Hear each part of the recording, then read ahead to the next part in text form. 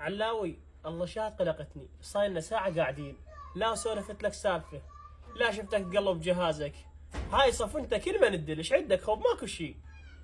والله يا اخوي حيدر صافن محتار شو عزبك. خاف اجيب لك دجاج وتروح تسولف فيه والله هذا جد ابو غايب وعزبني دجاجه. لان جدي الوادم كلها تدري بيه. جدي كان من يريد يعزب ما يعزب دجاج ولا يعزب خرفان ولا يعزب بعران.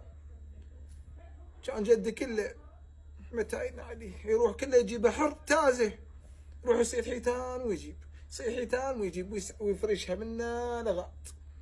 كان تدري حاتم الطائي علم الكرم، كان غير خذاها من جدي.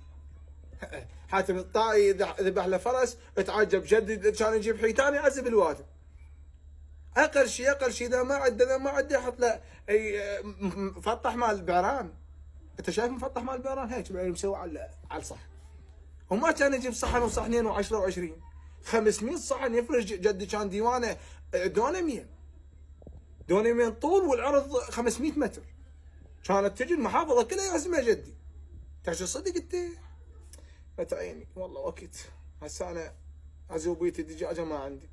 عم الله يرحمه جدك، عم لا اريد بعران جدك ولا اريد حيتان جدك ولا اريد منك دجاجه. هسه صاير لي ساعه قاعد يمك، الله صباير ما جبت لي صدق كذب. عزوبيه وعزوبيه عم بدي اروح.